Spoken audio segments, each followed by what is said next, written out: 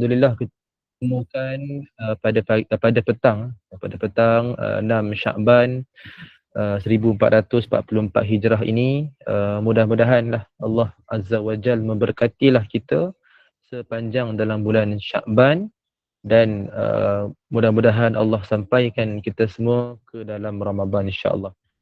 Jadi first kali saya nak sebut ataupun saya nak ucapkan terima kasih lah, jazakumullahu khairan kepada khususnya kepada Bunda Ros atas jemputan lagi sekali pada petang ini bersama-sama dengan keluarga, saya sebut keluarga lah, keluarga Gema Nurul Iman. Alhamdulillah kita dipertemukan lagi, mudah-mudahan pertemuan kita membawa berkat lah, membarakah kepada kita semua dan kita dikurniakan kefahaman insya-Allah. Allahumma ftah alaina hikmataka wanshur alaina min khazaini rahmatika ya arhamar rahimin. Allahumma faqihna fid din wa 'allimna at-ta'wil. Amin ya rabbal alamin. Amma ba'd. Jadi insya-Allah muslimin muslimat, ibu-ibu, ayah-ayah, jemaah serta keluarga yang dirahmati Allah Azza wa Jalla sekalian, pada petang ini insya-Allah kita akan menyambung syarahan ataupun perbincangan 100 sunnah Rasulullah sallallahu alaihi wasallam yang dilupakan.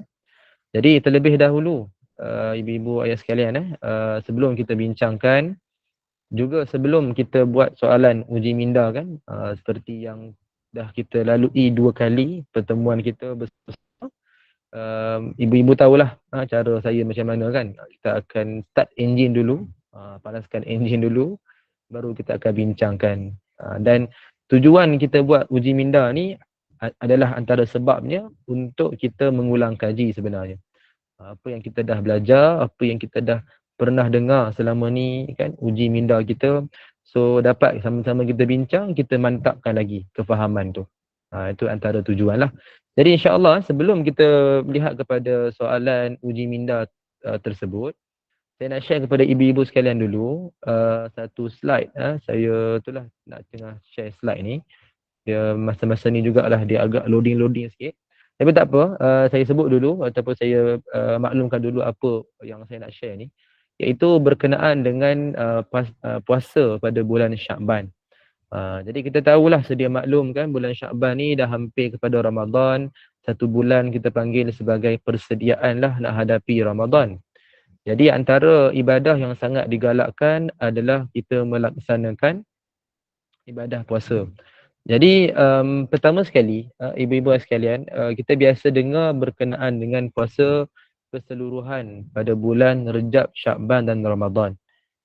Dan biasa orang sebut puasa 3 bulan kan. Sebenarnya puasa Rejab, Syakban dan Ramadan ni memang ada, memang Ramadan wajib, bahkan Rejab, Syakban adalah sunat. Cuma dia bukanlah keseluruhan seperti yang kita mungkin pernah dengar dan mungkin kita pernah sendiri amalkan. Dia bukan keseluruhan, akan tetapi dia puasa yang terpilih yang kita amalkan pada hari-hari tertentu. Contoh, puasa hari Isnin Khamis lah. Dan hari ni pun mesti ramai yang berpuasa kan. Cuba ibu yang mana yang berpuasa, cuba ibu-ibu sekalian bagi respon sikit, tengok dekat ruangan chat. Saya yakin mesti ada yang berpuasa ni. Paling tidak pun mungkin puasa makan je, puasa minum je. Mesti ada berpuasa lah insya-Allah kan, ramai-ramai kita ni kan. Jadi mudah-mudahan kita istiqamah lah. Kan, tu ada yang respon tu. Saya yakin dan percayalah tak ada masalah ibu-ibu sekalian semua dalam beramal ibadah ni mesti sungguh-sungguh. Jadi cuma kita nak faham kaedah lah. Cuma puasa Isnin Khamis memang sunat, dan puasa pertengahan bulan. Tu saya dah share slide. Dia dah keluar dah, alhamdulillah. Okey, baik. Atas tu adalah hadis yang menyebutkan daripada sahabat melihat Nabi SAW memperbanyakkan puasa pada bulan Syakban. Kan, okey. So dia bukan disebutkan puasa keseluruhan, cuma Nabi memperbanyakkan puasa. Jadi maksud dia apa? Isnin Khamis dan juga puasa pada pertengahan bulan. Jadi ibu-ibu sekalian, saya sebutkan hadis atas tu sekadar kita tengok-tengok je lah, kita ulang kaji je. Yang penting bawah ni ibu-ibu sekalian kita ambil take note lah siap-siap bawah ni. Iaitu hari-hari yang disunatkan berpuasa ni. Jadi sebenarnya kesimpulan ni mudah je. Isnin Khamis dan puasa hari putih. Kita panggil Ayyamul Bid. Cuma puasa hari putih ni yang kita sebutkan sebagai Ayyamul Bid kan. hari-hari putih ni, pastikan kita betul-betul target untuk berpuasa. Ni yang saya tunjukkan dengan laser ni kan. Ni Ayyamul Bid ni kan berlaku pada 6, 7, 8 Mac. Isnin, Selasa, Rabu ibu-ibu sekalian. Kita take note betul-betul, kalau boleh sungguh-sungguhlah kita amalkan.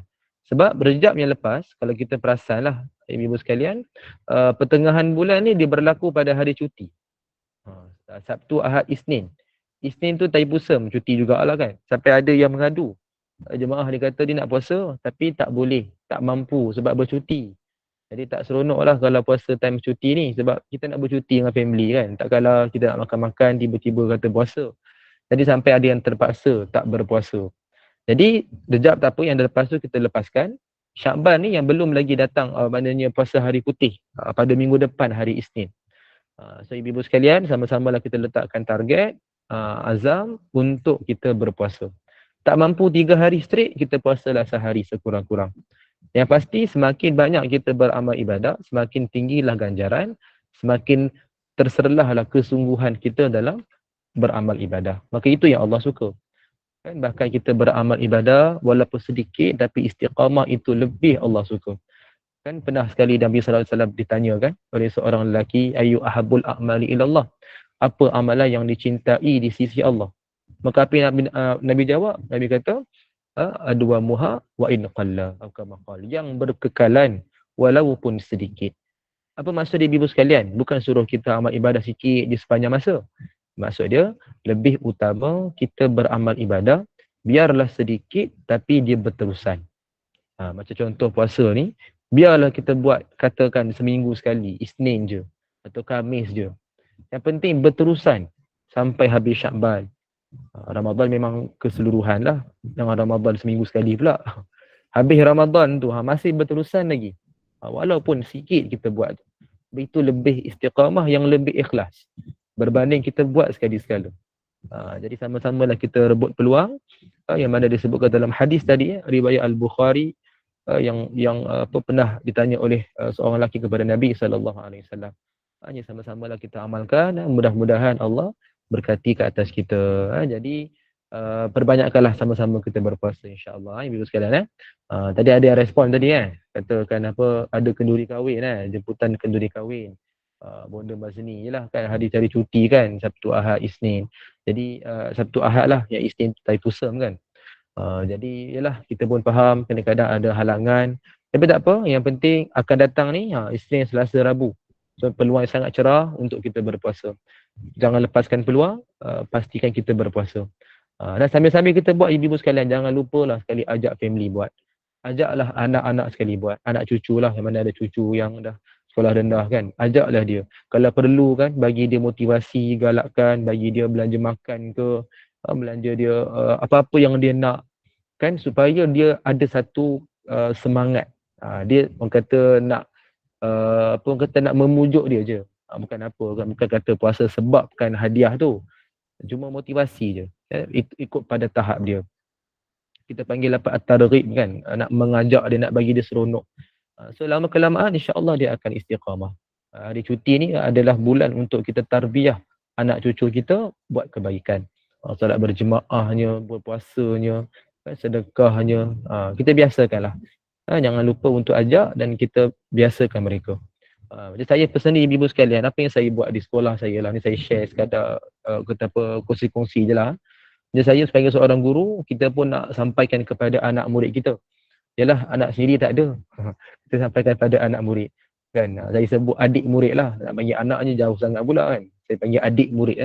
Apa yang saya buat kepada mereka ni, saya kata siapa yang berpuasa, berjaya, kita belanja dia makan. Apa yang dia nak, kita akan bagikan.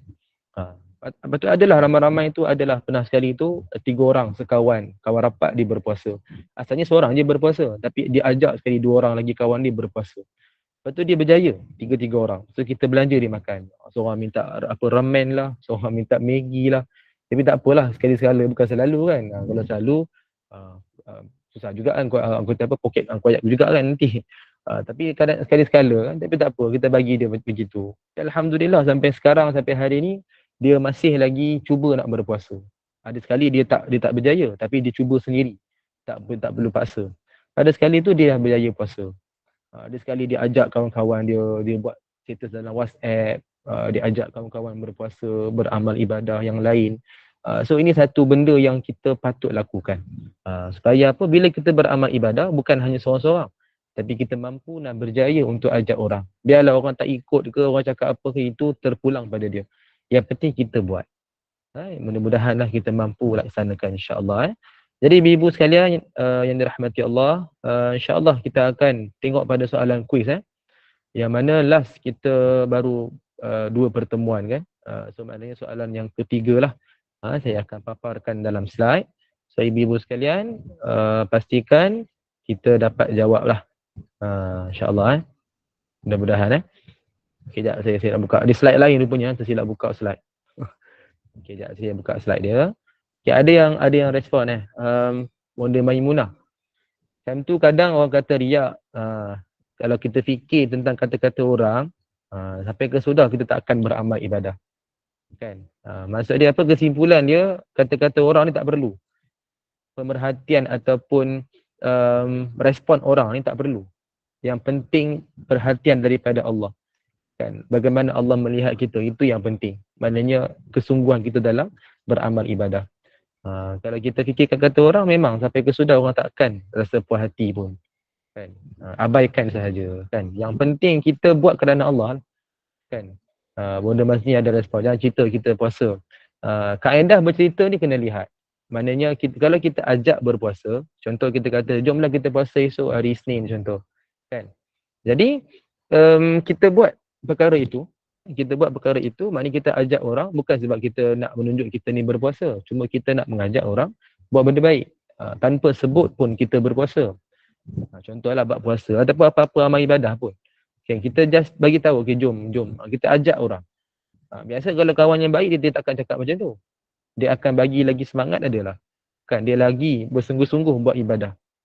Sepatutnya begitulah kan. Tapi mungkin ada juga jenis yang macam tu, yang tak berapa nak positif sangat, kita abaikan saja. Tak perlu kita nak risau kan. Admin pun ada respon, orang yang buat sebab takut riak. Itulah riak, takut jadi riak kan. Betul kan, kita berhati-hati supaya tak perlu fikir, maknanya jangan fikir pasal orang. Kita buat kerana Allah, ajak orang kerana Allah. Orang cakap apa kita abaikan. Begitu je. Tak perlu nak risau dan tak perlu kita nak fikirkan pun. InsyaAllah. Okey, baik. Jadi saya akan sharekan slide. Di ibu sekalian bolehlah jawab di ruangan chat. Kita bagi soalan objektif je lah. Senang sikit kan, insyaAllah. Bonda Jamaiyah, saya nak menyumbang untuk cabaran berpuasa ni. Boleh tak Ustaz? Apa maksud itu menyumbang bagi orang makan kot bagi orang yang berpuasa makan, macam tu Saya nak menyumbang untuk cabaran berpuasa ni. Kalau beri makan kepada berpuasa pun insya-Allah dapat ganjaran pahala. Saya pernah sebut dalam kuliah lepas dalam riwayat At-Tirmizi 810, Nabi SAW bersabda, man fattara sha'iman kana lahu mislu ajrihi ghairu annahu la yanqusu min ajri shaimi syai'an atau kama qala. Siapa yang memberi makan kepada yang berpuasa, maka baginya mendapat pahala yang sama seperti yang berpuasa tanpa kurangkan pahala yang berpuasa itu walaupun sedikit. Sangat-sangat digalakkan. Berilah makan walaupun sedikit, walaupun sebiji kurma. Tapi jangan bagi biji, bagi buah dia. Bagi biji kan makan tercekik mati. Kan, okey. InsyaAllah bagilah, berikan makan jamu mereka kan, jadi mereka akan gembira. Kan, kita pun dapat pahala, mereka pun gembira, rasa dihargai. Kan, macam itulah. Yang itu antara yang saya buat sendirilah dengan pelajar saya tu. Kita bagi dia makan kan, kita bagi apa yang dia minta, so dia rasa seronok. Kita pun dapat pahala insya-Allah kan. Mudah-mudahan. Okay, baik, saya dah share slide berkenaan soalan. Ada pun dah jawab dah mendahului Bunda Azrina bersemangat tu. Orang pertama yang menjawab. D. Okey, saya baca soalan ni kepada yang mungkin tak nampak ke ataupun tak boleh baca saya sebutkan. Apa ganjaran khusus yang disebutkan Nabi SAW bagi mereka yang membaca satu huruf Al-Quran? Apa ganjaran khusus yang disebutkan Nabi SAW bagi mereka yang membaca satu huruf Al-Quran? So A satu pahala, B satu kebaikan, C 10 kali ganda pahala, D 10 kali ganda kebaikan. So setakat ni ramai yang jawab D lah. Ramai Bonda tadi Bonda Azrina, betul Bonda Syahrina, Bonda Hajah Syamsiah, Bonda Hawa, Bonda Rafiza. Bonda Cik jawab B lain sikit tu. Satu kebaikan sahaja. Okey, tapi tak apa. Kita akan bincang nanti ya. Bonda Mazni jawab D juga. Okey, Bonda Hayati keliru antara C dan D. Keliru ni tanda soalan saya berjaya lah. Alhamdulillah. C dan D. So kena istikharah. Kena istikharah, kena buat pilihan. Agak-agak apalah jawapan dia tu. Tapi tak apa, pilih je. Pilih je. Yang penting kena yakin. Dia tak ada dua pilihan jawapan, dia kena satu sahaja. Setia pada yang satu. Always. Okay, Bonda Intan jawab C. Okay, alright. Bonda Norma jawab C. Bonda AB jawab C. Bonda Halijah D. Okay, setakat ni B, C, D. Okay. Admin. Bukan apa, bulan apa? Syawal ke? Itu tu soalan apa tu Bulan apa Ustaz yang dimasukkan pahala tu? Itu pahala tu. Dia bulan biasa dengan bulan Ramadan lain pahala dia kan. Maksudnya. Okey, ni secara umum. Secara umum. Oh, secara umum. Maknanya waktu yang biasa, bukan waktu pada Ramadan secara khusus lah. Sebab waktu Ramadan kita tahu semua amal ganda, amal ganjaran, amal kebaikan akan digandakan kan, akan dilipat gandakan. Tapi ini waktu yang kebiasaan. Waktu biasa kita baca ayat Quran ni, satu huruf bersamaan berapa? 10. Nanti kita akan bincang lepas ni. Ni secara biasa je lah, waktu biasa. Bukan waktu yang khusus.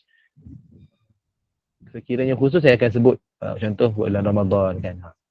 Tapi tak, ni waktu biasa je. Okey, setakat ni ramai pula jawab C Jawab C, kemudian admin jawab A Admin jawab A, okey. Bonda Faizal jawab B. Okey, tapi tak apa. Pada yang baru masuk, boleh jawab juga di ruangan chat A, B, C, D. Tapi kena satu je jangan pilih banyak-banyak. Kalau dia nak ikut cara bijak kan. Saya pilih Ustaz, saya pilih semua lah A, B, C, D. Mana-mana betul tu, betul lah tu. Memang betul lah macam tu kalau semua dipilihnya kan. Satu je lah macam soalan ni lah, soalan SPM kan, kena pilih satu. Mana boleh pilih banyak-banyak. Kalau ulang soalan boleh Ustaz? Ulang balik soalan saya bacakan Okay. Apa ganjaran khusus yang disebutkan Nabi SAW kepada mereka, bagi mereka yang membaca satu huruf Al-Quran? Apa ganjaran khusus yang disebutkan Nabi SAW bagi mereka yang membaca satu huruf Al-Quran? Maksudnya mudahnya satu huruf bersamaan berapa? Apa ganjaran dia? A, satu pahala. B, satu kebaikan. C, 10 kali ganda pahala. D, 10 kali ganda kebaikan. So apakah jawapan yang tepat mengikut pada hadis yang berlaku pada secara umum, bukan pada bulan Ramadan. Dia berlaku secara umum pada waktu kebiasaan. Jawab je, tak apa, jangan risau. Salah kita tak akan rotan. Jangan risau, walaupun saya mengajar di sekolah memang pegang rotan juga. Tapi ni cara online, tak ada rotan online semua kalau ada pun tak sakit tu kan. Jangan risau, insyaAllah Okay, terima kasih kepada semua yang respon. Alhamdulillah, respon yang begitu menggalakkan. So kita nampak setakat ni jawapan yang pelbagai juga Okay, ada yang respon Bonda Azrina jadi goyang sebab tengok baca pun, tengok DCA pun keluar, tengok baca pun keluar. Goyang apa, saya punya ni goyang ke? Tak kan? Ni okey je kan? Okey je kot InsyaAllah semua okey-okey belaka Okey, so ada yang respon tu, Bonda Bazli, pegang rotan nak pukul tak sampai. Itulah nasib baik lah tu. Kalau sampai, saya dah sampaikan dah rotannya biar rasa kesakitan. Kan, kita sebab tak sampai, sebab tak sakit, sebab itu kita happy sokmo kan. Salah pun tak kisah. Salah pun bukan kena rotan pun. Adalah gurau-gurau je insyaAllah Okey, Bonda Zainah yakin dengan D okey, yakin dengan D. Setia dengan D insyaAllah. Tak apa, no problem. Yang penting kita cuba jawab. Salah betul tu belakang cerita. Yang penting kita cuba jawab. Okey. Admin pun sekali join juga. Salah naik atas kursi. Tu admin dah suruh tu. Admin ni sebagai ketua ni. Dia kena hormat ketua. So nanti salah nanti naik atas kursi Nanti ambil gambar bagi kat admin. Aduh. Kena pula macam tu gurau-gurau je jangan ambil hati ibu sekalian gurau-gurau je. Ketuk ketampi 10 kali. Boleh. Saya bagi soalan. Saya bagi soalan tak apa yang kena ketuk ketampi tu yang salah lah. Saya tak kena Saya sebut je. Nanti kena ni lah, kena ketuk ketampi bagi video kat admin. Tak ketuk ketampi kena bayar denda. Kafarah. Itulah gurau-gurau je lah. Okeylah, insya-Allah kita bincangkan Baik, jadi soalan ni berkenaan dengan ganjaran maksud dia bukanlah kata kita nak buat ibadah ni sebab ganjaran. Cuma sekadar ilmu kita nak tahu apa maksud yang disebutkan oleh Nabi SAW. Jadi berkenaan dengan ganjaran ni, baca Quran satu huruf berapa? Apakah ganjaran secara khusus? Okay, saya nak sebut ni supaya kita nampak perbezaan. Dalam hadis riwayat At-Tirmizi daripada Ibnu Mas'ud radhiyallahu anhu, ni hadisnya, saya nak just ringkaskan je, tak nak panjang-panjang. Ibu boleh bacalah dia punya hadis, dia punya maksud. Cuma saya nak sebut, disebutkan dalam hadis, falahu bihi hasanah, satu kebaikan, wal hasanatu bi asyri amsalihah. Satu kebaikan digandakan 10 kali ganda. Asalnya adalah satu kebaikan, satu huruf, satu kebaikan. Satu kebaikan ini digandakan 10 kali ganda secara automatik. Dia sama macam selawat. Kita jawab selawat, 1, Allah balas 10. Tapi itu terus 10. Yang ni dapat satu kebaikan dulu. Satu kebaikan itu digandakan. Ataupun dia menjadi apa kata, dia merebak jadi 10. Kita nak faham macam itulah. Macam satu ranting kan, dia akan ada 10 biji tangkai. Seperti dalam apa, fadilat tentang sedekah tu kan. Sampai 700 kali ganda. Sebegitulah dalam baca Quran menjadi 10 kali ganda. Tapi bukan pahala. 10 kali ganda kebaikan. So ramai kita yang tersilap faham ataupun tersilap anggap dia dapat pahala saja. Apa beza pahala dengan kebaikan? Pahala ni kita nak dapat hasil manfaat dia di akhirat. Kita boleh tebusnya dengan sesuatu yang kita minta kepada Allah. Tapi orang yang kita mendapat kebaikan, dia dapat di dunia dan di akhirat. Seperti mana doa yang kita amalkanlah. Allahumma atina fid dunya hasanah wa fil akhirati hasanah kan. Dunia dapat kebaikan hasanah, akhirat pun dapat kebaikan. So ini yang lebih istimewa sebab kalau pahala dia hanya pada akhirat. Kan? Tapi kalau kebaikan, yang ni kebaikan baca Quran ni, dunia pun dapat, akhirat pun dapat. Jadi benda ni lah orang gunakan tawassul. Tawassul maknanya dia minta secara khusus apa yang dia nak. Apa yang terbaik ibu-ibu sekalian? Tawassul dengan amalan soleh ke? Ataupun kita serah kepada Allah, biar Allah tentukan yang terbaik. Kan? Apa yang terbaik? Sebenarnya dua-dua terbaik. Tawassul bila kita ada hajat yang khusus. Contoh anak cucu SPM, kita baca Quran, kita bertawassul dengan amalan soleh, kita minta, ya Allah, aku bertawassul dengan bacaan ayat Quran ini, kau permudahkanlah anakku menjawab SPM. So di situ mungkin ada kebaikan kalau Allah nak berikan atas permintaan kita, Allah akan berikan kebaikan itu. Daripada 10 kali ganda ni, Allah akan berikan salah satu kepada anak cucu kita yang SPM tu. Itu contoh. Dan boleh juga kita beramal soleh, tak bertawassul, terus kita minta pada Allah. Kau tentukanlah yang mana terbaik. Pun tak ada masalah. Dua-dua benda yang disebutkan dalam Islam, kita boleh amal. Yang masalah apa? Orang yang tak beramal ibadah langsung, tapi diminta je banyak. Itu masalah lah. Yang penting dia buat kewajipan kan, tapi benda sunat ni kita nak tambah supaya lebih mudah Allah berikan, kan, lebih tinggi mulia lebih mulia Allah angkat darjat kita. So mesti beza kan, nak jadi orang mukmin pun ciri-ciri dia akan perbanyakkan amal ibadah dia. Dia akan istiqamah dalam amalan sunat. So kita amalkanlah. So ibu-ibu sekalian, so kita nampak daripada sini apa jawapan dia adalah? Jawapan dia adalah so 10 kali ganda kebaikan. Jadi tahniahlah kepada semua yang betul. Alhamdulillah semua mendapat kebaikan insya-Allah. Bagi yang salah jangan lupa tuntut balik tu. Kena kafarah kan. Boleh pilih sama ada nak bayar fidyah ke ataupun nak qada balik. Nak qada kena ambil video lah, naik atas kursi ataupun ketuk ketampi. 10 kali ganda. Saya nak atas katil je Ustaz sebab saya duduk atas katil. Lepas tu kalau rasa nak senang lagi, bayar fidyah. Bayar fidyah daripada siapa? Bayar pada admin lah. Saya hanya memberikan soalan. Yang menguruskan admin insya-Allah. Okey, ada yang merespon. Bonda Sarima, jika B dan D salah ke Ustaz? B dan D. Jawapannya adalah D. Sebab dah sebut dalam hadis dengan secara jelas, satu kebaikan digandakan 10. So benda tu berlaku automatik. So jawapan D yang paling tepat lah. B tu dia macam tricky je. Kan? Dia macam kita baik nak mengelirukan. Sedangkan disebut dalam hadis, satu kebaikan digandakan 10. Dia berlaku secara automatik. Seperti mana selawat, satu dia balas 10. Begitulah dalam bab kebaikan baca Quran secara khusus. So satu kebaikan kita dapat dulu. 10 kali ganda secara automatik akan digandakan. Ini satu kelebihan yang besar jugalah. Lain satu lagi amalan yang paling besar adalah sedekah. Sehingga mana 700 kali ganda kan. Kita dah biasa dengar dalam ayat Quran. Itulah soalan trik sikit. Saya memang suka soalan trik ya. Biasalah generasi baru kan. Dia suka soalan-soalan trik ni kita panggil kebat. Kan? Kebat ni sebab apa bagi kebat? Dia kalau salah kena sebat. Ini saya sebut kepada anak murid saya. Kan? Kebat ni sebab apa? Kalau salah dia kena sebat. Sebab tu nama dia kebat. Kalau betul memang hebat. Okey, insya-Allah baik. Jadi saya akan sharekan slide ibu sekalian. Ada yang merajuk pula Bonda Siti Mai Muda. Dia tak nak jawab. Jangan lagi tu. Saya gurau-gurau je insya-Allah kan. Suka-suka je jangan ambil hati InsyaAllah. Kita happy-happy selalu kan. Happy-happy, smile always.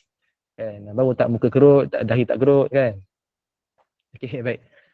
Baik, jadi insyaAllah kita akan sambung perbincangan 100 sunnah Rasulullah SAW yang dilupakan. Kita lihat pada perbincangan iaitu yang ke-16 16 saya tak bincang lagi ni. Okey, jap. Ya, nanti saya akan share slide sambil-sambil tu kalau ibu-ibu sekalian ada nak tanya apa-apa soal apa ke nanti boleh ajulah di ruangan chat Nanti saya akan ambil masa sikit pada akhir kita akan jawab insya-Allah. Dia ni kan loading time-time ni lah loading Kan ada siapa-siapa doa ni, doa supaya apa masalah pada laptop saya ni. Kan? Ada kot Jangan lupa beritahu dekat admin ni macam mana bayaran fidyahnya, kafarah. Okay, Bunda Azrina, tak apa Ustaz, Allah nak bagi pahala sabar pahala sabar kepada siapa tu? Kepada semualah Saya risau juga tak sabar-sabar nanti kan kick saya keluar kan. Okay, jap. Saya nak present Saya dah buka je dah yang sunnah ke-17. Saya terskip. Poin 16 tak bincang lagi Okey, 16. Berkenaan dengan bacaan doa ni Okay, jap. Kita masih dalam bab berkenaan tentang azan. Satu lagi sunnah, tak sempat bincang hari tu. Kita sambung petang ni perbincangan tentang sunnah ke-16. Okey, sunnah ke-16. Okey, jadi saya akan share slide. InsyaAllah. Okey, right. Okey, kita akan keluar Okey, Bonda Jamnah. Sementara nak loading tu saya nak tanya. Boleh ke perempuan solat dengan telekung dari kain sutera? Bagi muslimat, bagi wanita disebabkan dia tidak ada larangan lah untuk memakai sutera emas. Jadi daripada sudut pemakaian pun dibenarkan lah, diharuskan. Bagi lelaki memang jelas tak boleh. Bagi sekiranya pure emas dan suteranya, kalau campuran pun di situ ada khilaf, masih membenarkan lah. Bagi muslimat tak ada masalah. Cuma dikhawatiri timbulnya sifat yang membawa kepada bongkak. Sebab waktu solat kan biasa orang memakai telekung yang normal kan, biasa kan. Jadi risau waktu kalau kita pakai yang special, bukan waktu yang di luar daripada solat kan, kita nak menghadap Allah kan. Jadi di situ lebih kepada soal adab, maka sebaik-baiknya tidaklah diamalkan. Risau kita rasa macam terlalu bangga ataupun bongkak sikit. Timbul di sifat macam tu. Kalau di luar solat tak ada masalah. Memang satu perhiasan kepada wanita kan. Tapi dalam solat sebaik-baik kita elakkan untuk mengelakkan sebarang sifat yang mazmumah. Walau bagaimanapun hukum tetap boleh diamalkan. Ada hadiah dari kawan. Kalau hadiah tu itulah kita rasa bersalah kan, tak pakai kan, tak menghargai hadiah. Nak pakai pun kita rasa tak berapa selesa kan. So ikut cara bonda je lah. Baguslah tu pakai di rumah. Supaya tak ada timbul sifat mazmumah. Sebab jarang sangat kita melihat muslimat memakai telekung daripada sutera kan. Walaupun ialah satu perhiasan. Cuma dia menyebabkan nampak lain daripada lain. Takut kita rasa terlalu macam bangga, terasa terlalu bongkak angkuh kan. Sedangkan kita menghadap Allah. Kan. Jadi elakkan tu lebih baik lah. Sebab benda tu satu benda yang agak gharib, agak janggal kita nak pakai begitu. Tapi kat rumah pakai tak apalah sebab ni hadiah daripada kawan kan. Tak pakai kan sayang pula kan. Okey, baik. Kita dah share slide, jadi kita akan sambung bincang. Okey, ni masuk pada sunnah yang ke-16. Qala al-muallifah rahimahullahu ta'ala wa nafa'na bi ulumiha fi darain insyaallah amin. Sunnah yang ke-16 berkenaan dengan doa azan. Tapi ni bukan doa yang biasa yang kita dengar, ibu sekalian, doa yang agak special sikit. Hadis daripada Sa'ad bin Abi Waqqas radhiyallahu anhu, beliau berkata bahawa Rasulullah sallallahu alaihi wasallam bersabda, siapa yang mendengar bacaan muazzin lalu dia berdoa, asyhadu an la ilaha illallah wahdahu la syarikalah wa anna Muhammadan abduhu wa rasuluhu, raditu billahi rabba wa bi Muhammadin rasula wa bil islami dina, maka dosanya akan diampuni. Hadis sahih riwayat Abu Daud nombor 525. Baik, jadi apa maksud dalam hadis ini? Ibu-ibu sekalian, kita dah biasa dengar waktu azan, jawab azan. Okey, kita dah bincang juga dalam kuliah lepas. Okey, itu memang kita dah biasa amal. Lepas habis azan, kita akan berselawat. Paling ringkas apa? Sallallahu ala Muhammad ataupun Allahumma salli ala Muhammad. Nak panjang terpulang. Pun kita dah bincang. Lepas habis selawat, kita bacakan doa azan. Doa yang kita biasa amal lah. Allahumma rabba hazihid da'watid tamma sampai ke akhir doa. Pun kita dah biasa amal. Kan, ibu-ibu sekalian semua terror belaka lah, profesional lah. Kan, no problem insyaAllah. Persoalan dia, ada satu lagi doa yang kita boleh amalkan selepas azan. Itulah doa ni. Yang mana saya kira doa ni jarang sangat kita dengar, lagi jarang kita nak tengok orang amal. Kan, entah kita pun first time baru dengar. Kan, padahal daripada hadis yang sahih. Padahal benda ni adalah jelas sebagai sunnah Nabi SAW. Kenapa jarang diamalkan? Sebab dah sebut pun sunnah. Jadi dia bukan kata dalam kategori wajib. Dan bukan juga sesuatu yang kita dah biasa buat. Sebab itu benda ni semakin lama orang tak tahu dan memang jarang sangat orang amalkan. Jadi ibu sekalian, kalau boleh kita ni yang dah tahu pada petang ni kita amalkan. Nak baca bila ni? Ada dua kaedah. Pertama, ibu sekalian, kita boleh baca selepas azan. Maknanya habis azan, tadi apa tadi? Selawat kan? Okay, habis selawat, baca doa azan kan? Yang kita biasa baca tu. Lepas doa azan tu, kita bacakan doa ni. Asyhadu an la ilaha illallah wahdahu la syarikalah wa anna Muhammadan abduhu wa rasuluhu, raditu billahi rabba wa bi Muhammadin rasula wa bil islami dina. Ni lepas habis semua tu. Dan cara pertama ni, kebarangkalian kita akan rasa macam payah. Pasal apa? Sebab banyak benda nak baca. Kan, lepas habis azan nak baca selawat lagi. Kan, lepas habis selawat nak baca doa azan. Kadang-kadang itu pun kita dah rasa panjang. Ada sampai orang yang tak hafal. Saya tak hafal Ustaz. Saya tengok kawan saya baca, saya aminkan doa dia. Pasal apa je? Yelah saya tak hafal Ustaz. Saya tengok kawan saya baca, dia dah baca, saya aminkan doa dia. Bijak tak bijak kan? Tapi macam tu pun ada sebab dia tak hafal. Tapi it's okay lah, benda tu benda sunat. Kita pun tak paksa, bukan benda wajib. Dia mungkin tak mampu kan? Sebab dia dah cuba hafal tapi tak mampu. Tapi dia cuba aminkan kawan dia bacakan doa. It's okay, tak apalah. Kan benda ni pun benda sunat. Tapi kita kalau boleh, kan amalkanlah. Bagi yang seboleh-boleh kita amalkan. Dan kalau ibu-ibu kata, saya Ustaz tak mampu, saya tak boleh nak hafal. Tak suruh hafal ibu-ibu sekalian. Kita suruh baca. Bukan suruh hafal, suruh baca. Maknanya dia, ibu-ibu sekalian simpan nota ni kan, doa ni. Ataupun buka dalam Google, ambil nombor hadis ni. Simpan doa ni baik-baik. Baca bila kita lepas habis azan. Amalkan 5 kali sehari. Kan? Dan biasakan dalam seminggu ke sebulan, insyaAllah, yakinlah kita akan boleh ingat. Sebab satu doa dia bukan susah. Doa dia lebih kepada syahadah je. bacaan bawah tu raditu billah pun kita dah biasa baca dalam al-maksurat kan. Jadi sebenarnya tak ada isu. Cuma kita kena biasakan, kena praktikkan.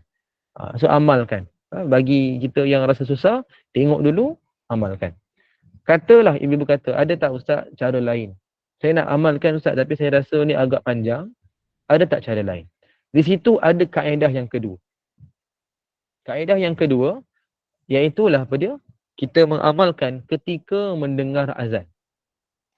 Ketika dengar azan, kita bacakan asyhadu alla ilaha illallah. Kan? Okey, jawab azan yang sama kan? Kita ulang balik asyhadu alla ilaha illallah. Selesai masalah tu. Lepas habis tu, tambahkan yang saya gariskan ni. Wahdahu la syarikalah. Maksud dia ketika azan tu kan, dia muazzin sebut asyhadu alla ilaha illallah. Kita ulang balik yang sama, asyhadu alla ilaha illallah. Itu dah biasa kita jawab. Tambahkan, waktu tu tambah. Wahdahu la syarikalah. Muazzin sebut lagi sekali, kita pun ulang lagi sekali. Tambah pun sama lagi sekali. Wahdahu la syarikalah. Bawah tu, asyhadu anna Muhammadar Rasulullah. Muazzin akan sebut asyhadu anna Muhammadar Rasulullah. Kita jawab balik. Tambah yang bawah. Raditu billahi rabba wa bi Muhammadin rasulah wa bil islami dinah. Muazzin sebut kali kedua, kita pun sebut kali kedua. Sama je. Ulang balik kali kedua. Itulah yang disebutkan oleh Al-Imam Nawawi rahimahullah dalam kitabnya Al-Minhaj Syarah Sahih Muslim. Kita amalkan doa ni ketika dengar azan. Pun boleh amal. Persoalan dia, kenapa timbul dua kaedah? Sebab dalam hadis, kalau kita sebut tadi kan, dalam hadis, kita perasan, Nabi sebut siapa yang mendengar. Siapa yang dengar bacaan muazzin. So, siapa yang dengar ni ada dua pemahaman. Ada ulama sebut, siapa yang dengar maksud dia yang dah habis dengar. Ada yang sebut, siapa yang dengar bermaksud ketika mendengar. Sebab itu timbul dua kaedah. Tadi yang pertama disebut oleh Imam Al-Allamah Syekh Muhammad Al-Mubarakfuri dalam kitabnya Tuhfatul Ahwaz min Syarh Tirmizi. Itu yang disebutkan oleh Syekh Al-Mubarakfuri dalam kitabnya yang pertama, banyak kaedah yang pertama tadi. Syekh Muhammad bin Abdul Rahman Al-Mubarakfuri. Kaedah yang kedua ni Imam An-Nawawi rahimahullah. So ada dua pemandangan, dua pemandangan pula. Dua pandangan bukan dua pemandangan. Dua pandangan yang kita boleh amalkan, yang ibu-ibu sekalian boleh pilih. Nak amal cara pertama ataupun cara kedua. Tak ada masalah. Yang penting kita amal. Katalah kan, ibu-ibu kata, oh tak bolehlah ustaz, saya pening kepala juga. Wah, ni pun saya rasa pening tak? Tak apa ibu-ibu sekalian, ada cara yang ketiga. Cara yang ketiga iaitulah kita habis azan, dah habis jawab azan, dah habis selawat, dah habis doa kita biasa baca, kita amin ya rabbal alamin, duduk diam-diam. Maknanya tak payah baca pun tak apalah, tapi rugi kalau tak baca. So kalau boleh ibu sekalian, cara ketiga jangan amal lah. Amal cara pertama, kedua, bacalah. Sama ada yang pertama, baca siap-siap lepas habis azan. Yang kedua, baca ketika dengar muazzin sebutkan.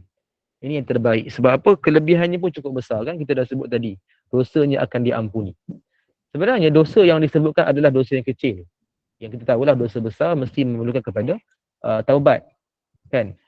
Dan dosa kecil ni akan diampunkan dengan pelbagai kaedah, pelbagai amalan soleh. Dan kita perlukan benda-benda tu.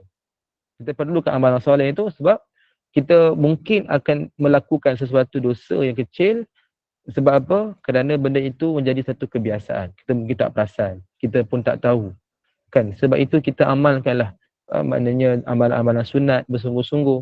Supaya dia sentiasa membersihkan kita daripada dosa-dosa kita yang kita tak perasan. Kita mungkin tak ingat. Kita, yalah walaupun perkara itu dimaafkan, ada konteks yang dimaafkan, yang tidak ditulis dosa. Kan? Tapi kita risau kalau dah menjadi biasa. Sebab itu memerlukan kepada amalan sunat, kita hapuskan dosa-dosa tersebut dan kita bersungguh-sungguh dalam kebaikan. Okay, tadi ada yang bertanya, saya sebelum kita sambung, kita tengok dulu soalan dulu. UND Universe, nama pun istimewa. Ada part doa lepas wuduk, insya-Allah. Betul, dia pun kita boleh amalkan lebih kurang macam dalam wuduk kan. Lebih kurang sama. Jadi pun memudahkan kita lah sebenarnya. Memudahkan kita nak baca kan. Jadi amalkan. Bunda Nur Aini, kalau azan dalam radio TV boleh boleh baca ke? Bab azan ataupun salam, okay, dia mana berlaku secara online kan, secara dalam TV live. Kalau dia berlaku secara live, hukum dia sama. Maknanya Assalamualaikum Ustaz. jawab azan pun boleh jawab. Waalaikumsalam tu lah. Ya. Nak tanya Ustaz, minta maaf ya. Ketika muazzin azan, kita boleh berdoa ke untuk nak sampaikan hajat? Saya difahamkan doa semasa azan waktu nak solat tu afdal. Waktu mustajab, betul? Betul-betul. Tu ada juga dia punya satu sunnah tu dalam waktu mustajab berdoa. Memang ada. Nanti kita akan bincang. Tapi tak apa, saya sebut dulu. Betul. Seperti mana kata bonda tadi, ketika azan berkumandang, salah satu waktu yang mustajab berdoa. Cuma kaedah dia bukan menadah tangan, bukan secara fokus pada doa. Dia hanya lintasan dalam hati sahaja. Sebab sunnah menjawab azan. Ya. Betul, waktu tu memang waktu yang mustajab berdoa. Doa indan nida ketika azan berkumandang. Boleh Terima dia. kasih Ustaz. Ya, sama. Baik, jadi apa tadi azan dalam radio tadi tu yang bonda ini tanya kan. Dalam radio banding dia berlaku secara live, so memang sunat dia maknanya kita jawab seperti biasa sebab dia berlaku secara live, secara langsung. Kecuali kalau itu rakaman. Kalau rakaman benda tu tak berlaku secara langsung, so tak disunatkan untuk jawab. Yang sunat tu bila dia berlaku secara live. Macam dalam radio kan, kita pun kurang pasti, tapi biasanya kita tahu dia adalah rakaman kan. Dalam handphone Ustaz? Handphone pun sama, rakaman kan, tapi dia dipasang ataupun dia dialunkan ketika waktu dia kan, ketika waktu dia. So di situ kita mengambil kaedah daripada waktu kan, kita bergantung pada waktu, so memandangkan ia masuk pada waktu dan kita pun mendengar azan, so kita jawab sahaja. Asal hukum dia tak sunat sebab dia tak berlaku secara langsung, dia hanya rakaman. Walaupun berlaku pada waktu, sepatutnya dia tak perlu jawab kerana dia bukan satu perkara yang berlaku live, bukan berlangsung. Dia adalah rakaman. Tapi disebabkan dia berlaku pada waktu dia. Jadi kita mengambil keberkatan pada waktu yang kebarangkalian di tempat lain pun ada azan yang sama dikumandangkan. Jadi kita jawab azan, tak ada masalah. Yang tak perlu langsung jawab, waktu azan yang kita dengar bukan pada waktu. Kita tak perlu jawab. Memang tak sunat kerana kita tidak perlu untuk melakukan kerana bukan azan pada waktu dia. Okay, azan tu bukan pada waktu tu, dia hanya mungkin orang play sebab nak test suara ke, mungkin orang ada buat pertandingan, contoh pertandingan azan. Dia tak perlu jawab. Dia bukan atas dasar azan untuk mengajak orang solat, untuk memberitahu kepada orang ramai masuk waktu solat. Jadi tak disunatkan. Sebab asal sunat sebab apa? Dia masuk waktu.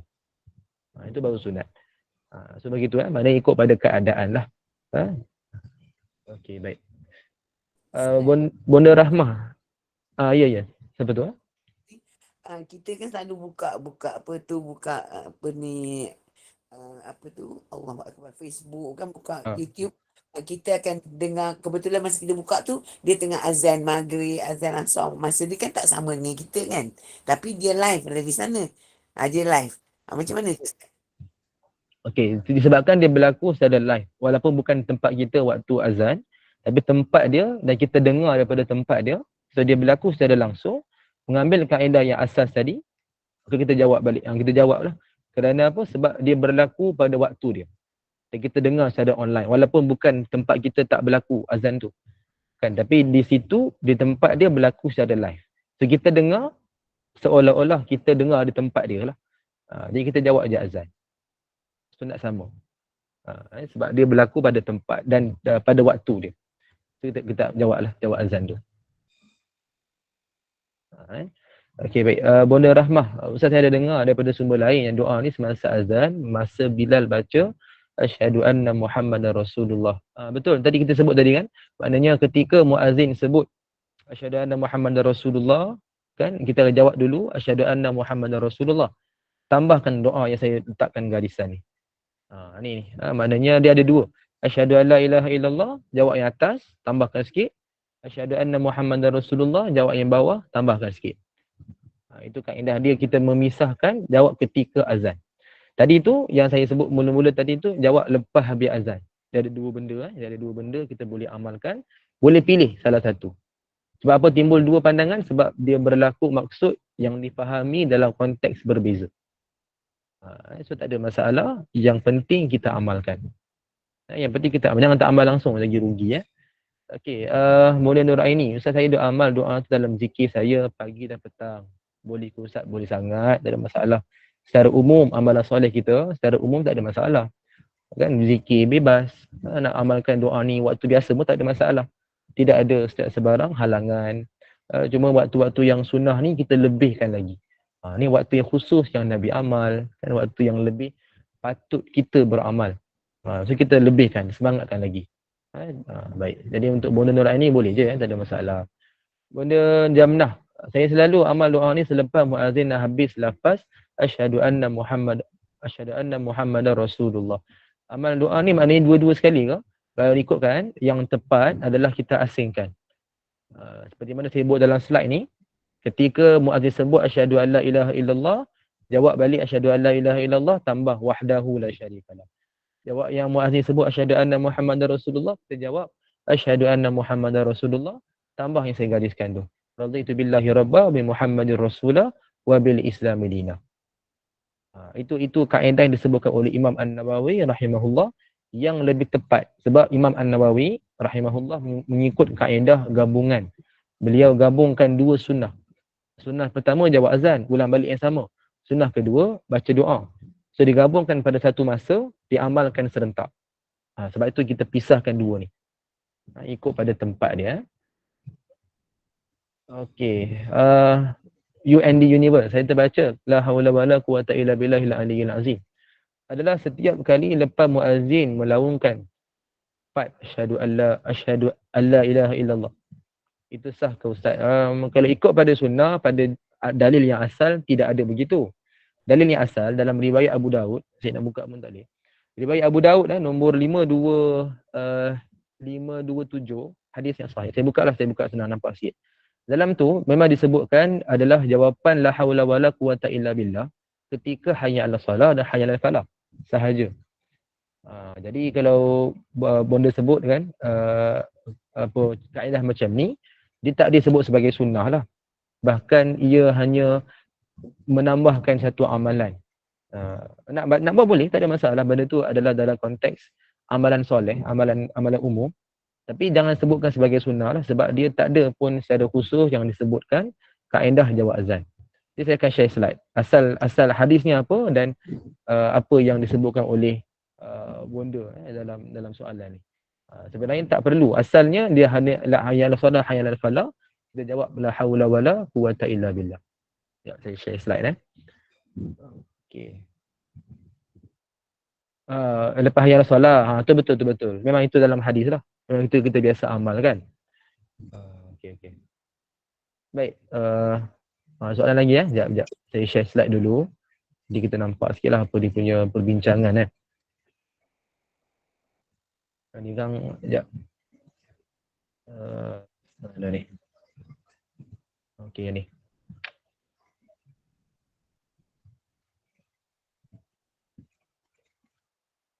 Okay, saya share slide kepada semua, sama-sama kita ambil manfaat dalam ni.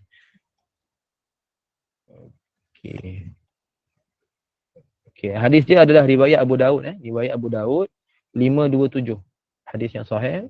Yang disebutkan setiap lafaz tu nak jawab apa.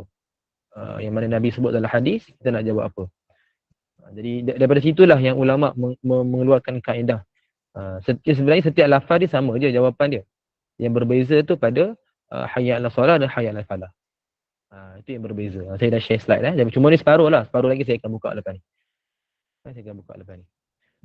Okey, baik. Soalan lagi soalan terakhir kot insya-Allah. Bunda Roslin Ustaz, kalau kita dengar azan bersambungan dari beberapa surau masjid di sekeliling kita. Okey, baik. Bersambunganlah kita menjawab azan je. Dari rumah saya boleh dengar 3 azan yang bersambungan. Tak sempat surau pertama habis, dah ada sambungan daripada surau dan masjid. Dan bila yang sesuai untuk kita baca doa selepas azan. Okey, baik. Ini mengikut realiti kita pada hari inilah. Zaman Nabi SAW sangat jarang. Bahkan tak berlaku pun begini. Sebab tak banyak tempat pun yang dikumandangkan azan. Dan mereka lebih banyak berkumpul. Kan bila dah azan semua berkumpul di situ. Begitu kan. Sebab apa? Yalah Nabi ada pada zaman sahabat yang berlaku beberapa pecahan. Dan semakin lama berlakulah kata apa satu kata apa merebak orang untuk solat berjemaah ni lah. Jadi pada zaman kita lagi lah. Kadang-kadang tempat kawasan kita selang beberapa kilometer pun dah ada beberapa surau kan. Padahal sepatutnya boleh je kita gabungkan. Kita berkumpul ramai itu lebih berkat, lebih bagus kan. Tapi tak apalah, kita sangka je baik. Cuma nak berlaku begitulah sampai 2-3 azan ya, seperti bonda Roslin sebutkan dengar 2-3 azan. So apa kaedah dia? Ikut pada wakil kita pada hari inilah, realiti kita pada hari ini mungkin berlaku seperti mana bonda sebut. Jadi kita ambil je kaedah yang asal, iaitu dengar azan, apa yang kita dengar tu kita jawab. Katalah kita naik kereta, tengah bergerak nak pergi ke masjid, kita lalui ada 2 surau. Maknanya surau ada 2 surau, 1 masjid. Masjid azan pun kita dah dengar dah. Kan surau azan pun kita dengar. Waktu kita jalan, kita bergerak pergi ke masjid, kita dengar suara azan, muazzin sebut surau pertama. Dia jawab, dia sebutlah asyhadu alla ilaha illallah. Kita dengar azan tu, jawab aja azan. Kita dengar surau yang pertama pula disebut Allahu akbar, Allahu akbar. Surau kedua. Dia lambat sikit ke muazzin dia baru bangun tidur. Contoh. So kita jawab aja. Kita dengar tadi Allahu akbar, Allahu akbar, jawab balik Allahu akbar, Allahu akbar. Kita terus gerak. Selagi mana dengar ucapan mereka dengan jelas, apa yang kita dengar kita jawab. Sampai ke masjid, katalah baru azan. Masjid lagi special contoh. Kan? Contoh jam dia lambat berfungsi. Baru azan. Kita dengar lagi azan daripada awal. Jawab azan balik. Dia kaedah dia macam mana? Apa yang kita dengar, kita jawab. Nak baca doa bila? Lepas habis semua tadi tu. Yang mana kita sempurnakan bacaan yang terakhir. Katakan dah sampai masjid, kat situlah kita dengar azan yang terakhir. So waktu akhir dah habis azan di masjid itu, kita baca doa. Sebab apa kita gunakan kaedah apa? Kaedah gabungan. Seperti mana Al-Imam An-Nawawi rahimahullah amalkan tadi. Dia gabungkan 2 hadis, kan? Dia amalkan secara serentak. So kita pun sama. Kita gabungkan semua azan yang ada, sebab kita bukan sengaja buat begitu. Memang nak berlaku macam tu. So kita dengar je azan yang mana berkumandang, jawab je selagi mana kita dengar, jawab azan. Walaupun tak ikut tertib, walaupun azan di surau yang berbeza. Memberikan penghormatan. Jawab setakat mana dengar. Dia tak perlulah berhenti dengar habis azan dulu, baru gerak. Tak semestinya. Kita kena gerak dulu sebab lebih penting adalah kita dapatkan jemaah. So jawab azan tu sambil kita buatlah.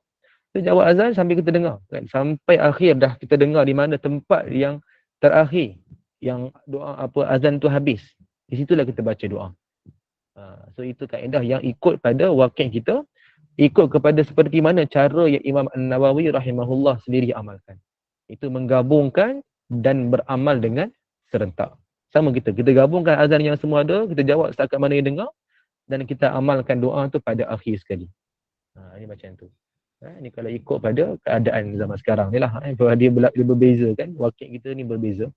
Okey baik, jadi inilah hadisnya. Saya kira saya skip dulu lah. Tapi inilah nak sebut dia punya hadis kepada tadilah yang bertanya tadi tu. Bonda UND Universe. Nak panggil macam mana tu Nak panggil UND Universe ke? Special namanya. Kalau ada nama apa-apa orang, kita nak kenal pasti senang sikit. Okay, saya akan share slide seterusnya. Kita bincangkan satu lagi sunnah sebagai penutup lah pada petang ni. Lepas tu kita habiskan majlis kita insyaAllah. Tutup majlis.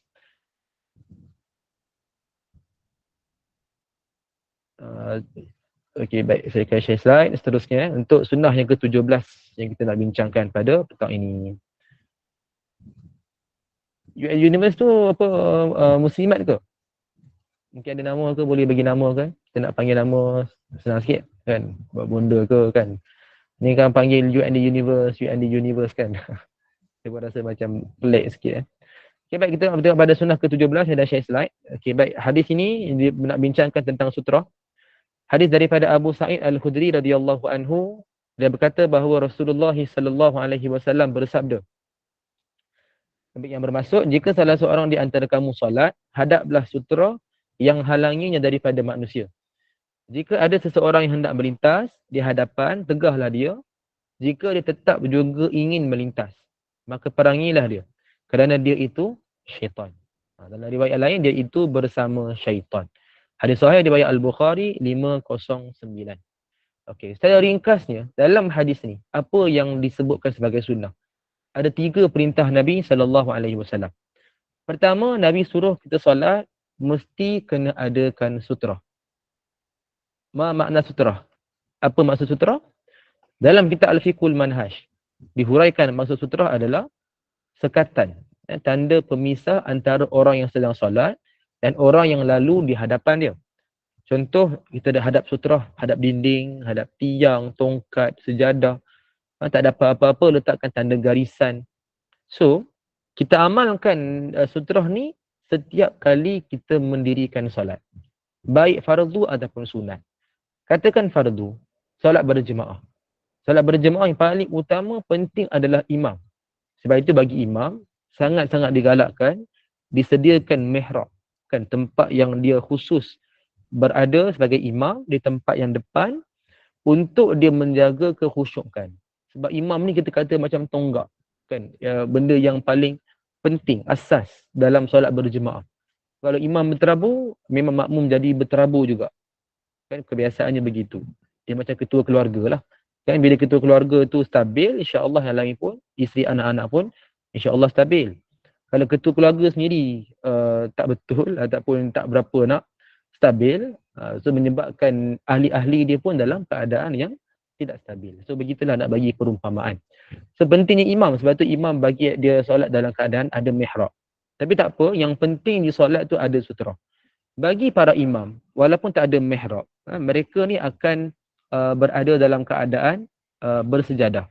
Kan, ada sejadah. So tak ada masalah, yang penting ada sutrah. Okey, ni solat berjemaah. Bagi makmum pula, memang ada garisan saf. Dan garisan saf di depan itu adalah sutrah bagi dia. So sebenarnya benda ni tak ada masalah. InsyaAllah kita boleh amalkan, kita tahu apa hukum hakam. Dalam solat bersendirian, ini yang kadang-kadang kita tak perasan. Kalau berlaku di seorang masjid, yang apa saya sendiri perhatikanlah di tempat-tempat yang saya kuliah, maghrib biasanya, ada orang solat sunat, ba'diyah maghrib kan, dia akan solat di antara dua garisan saf.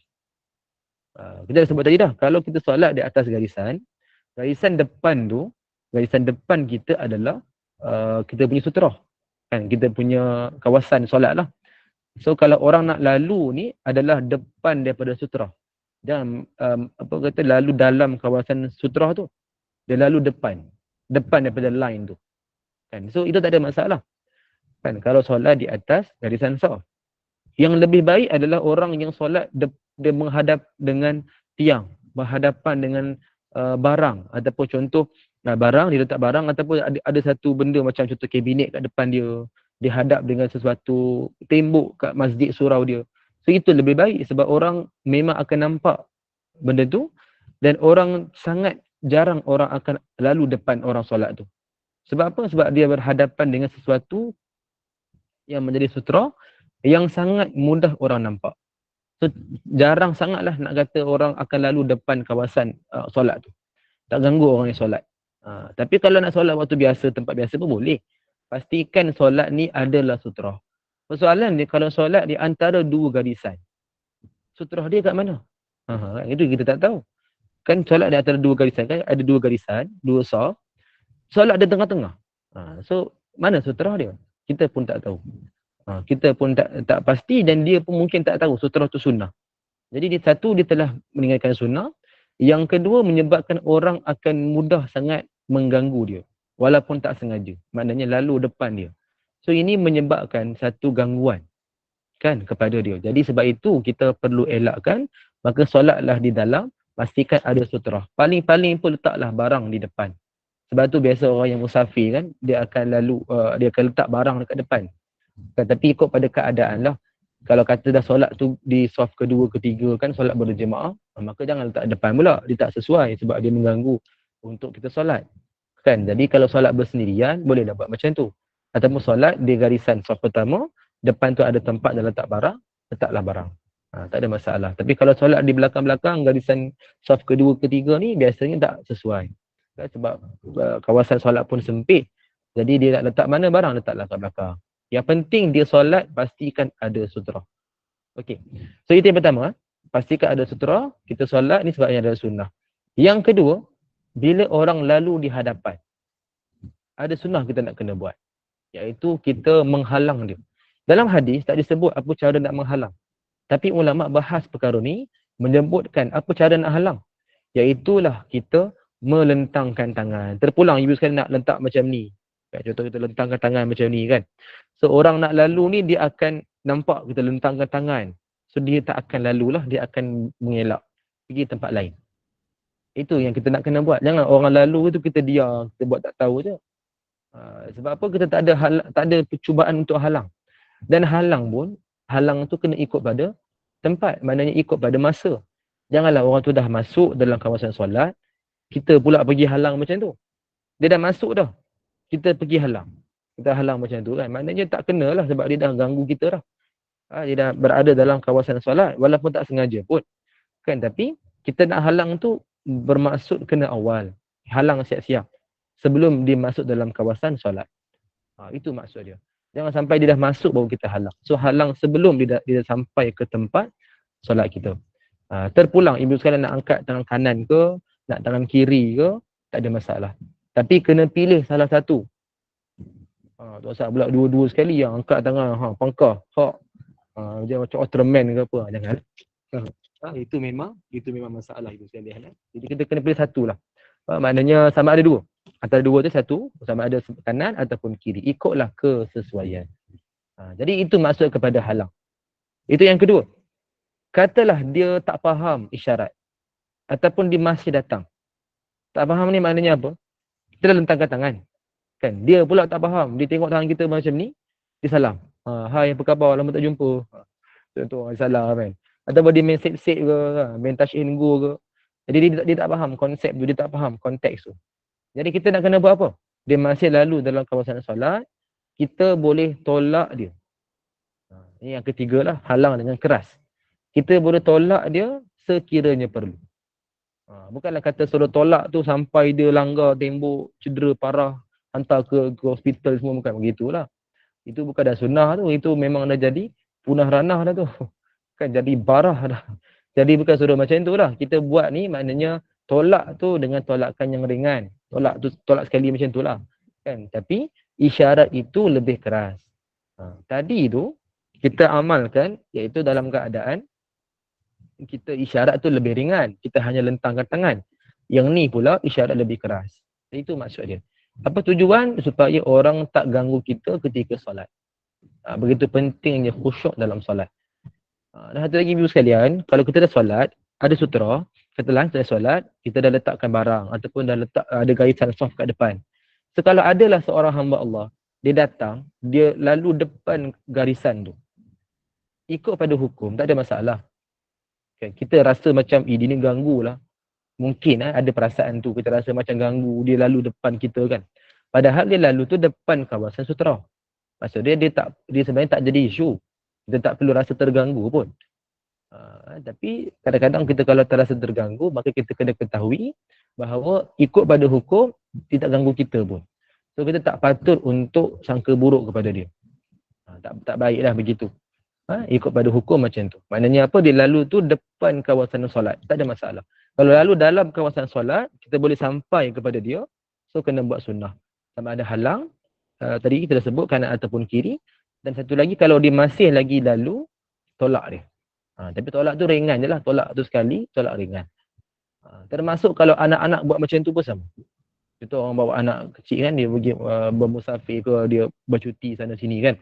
Solat berjemaah di masjid. So anak-anak ni bermain. Contohlah anak tu dia ganggu kita sedang solat. Kaedah dia sama. Okay? Kalau kata ganggu waktu dia sedang solat, kita halang dulu, kita lentangkan tangan. Kan dia tak faham ke, dia masih bermain dan kita solat. So kita boleh tolak dia. Tolakkan yang ringan lah, tolak tepi macam tu kan. So biasanya ibu sekalian, kita buat macam tu, biasanya gangguan itu akan berkurangan. Dan ada keadaan mungkin boleh berlaku gangguan itu tak ada dah. Tapi kebiasaan bila tolak macam tu, gangguan itu akan berkurangan. Maknanya dia akan bermain, mungkin di belakang, mungkin dia akan stop bermain, mungkin dia akan duduk, dia main benda lain pula. Benda tu akan berlaku. Ya, bila mana kita amalkan sunnah dan kita yakin pada sunnah. InsyaAllah Allah akan bantulah. Benda tu kita akan buat dan kita akan ada kesan je. Tapi kalau kata dia masih bermain, kita pun tak nak buat apa lah. Kita dah halang lah dia kan, lentang tangan, dah tolak dia. Tapi tak faham juga kan budak-budak kan. So kita kena abaikan je lah. Maknanya kita solat je macam biasa. Cepatkan solat kalau mengganggu khusyuk lah. Segerakan solat. Sebab nak jaga khusyuk tu lebih penting. Segerakan solat pun tak apa. Bermaksud bukanlah suruh laju-laju sampai tak tamak ninah. Tamak ninah macam biasalah. Cuma kalau perlu untuk segerakan solat supaya tak hilang khusyuk, maka segerakanlah. Dia begitu. Yang penting kita jaga solat, jaga khusyuk dan sangat penting pada sutrah. Asal sutrah ni kena buat, ini adalah sunnah yang kita amalkan sungguh-sungguh. Dan bila orang lalu, kita halang dia, dia masih lalu, tolak dia.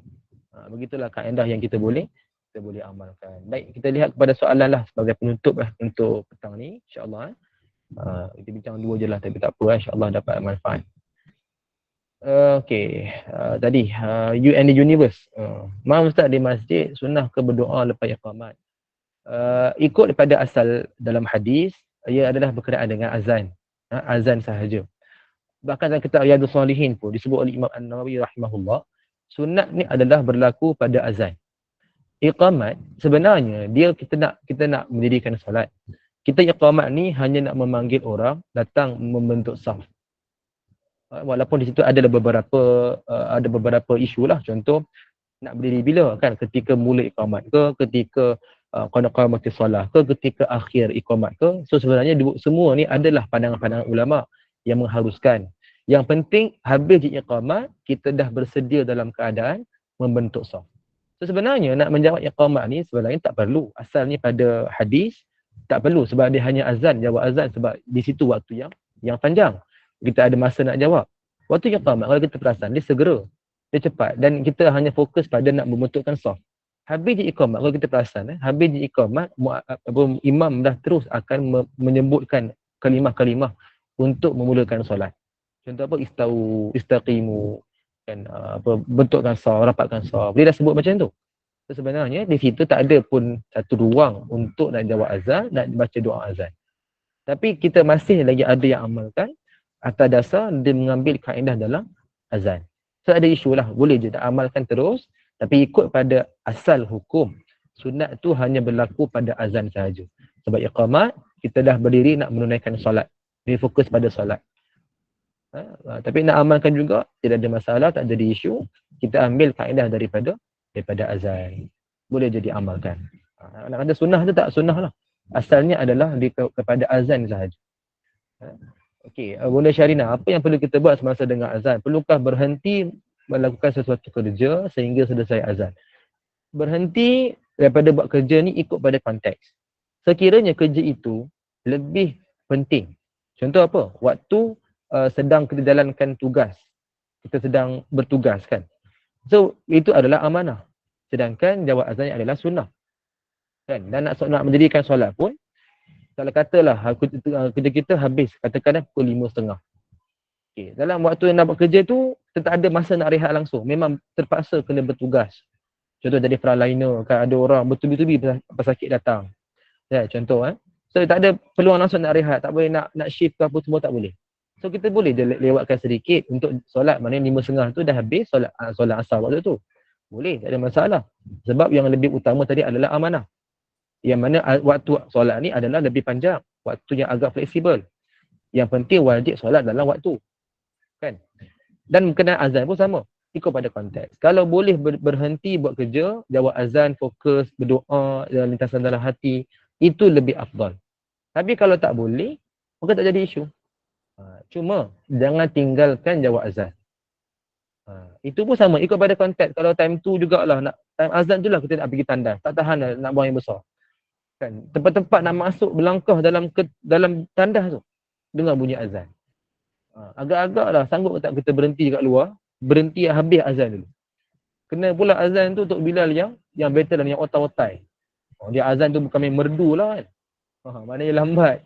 Kan kita nak paksa duduk kat luar. Kan? Itu pun menyebabkan satu mudarat pada diri kita. Maka terpaksalah kita abaikan sunnah jawab azan. Waktu yang biasa ada peluang jawab azan. Kan? Jawab azan, tapi sambil tu kalau kata kerja tu lebih utama, buatlah kerja. Tak ada masalah. Kalau boleh berikan fokus, berikan fokus. Sebab yang penting jawab azan. Itu sunnah. Fokus ataupun berikan perhatian pada azan, di situ tidak ada hadis yang khusus, cuma lebih kepada ihtiram. Memberikan kemuliaan, memberikan satu penghormatan. Ikut pada konteks. Kalau boleh, buat begitulah. Okey, baik. Jadi saya kira saya itu dulu lah pukul 6.30. Takut nanti Bunda Ros pun marah nanti. Dah terlajak sangat dah ni. So, jadi 6 suku kan. Jadi pun kita mula lambat sikit.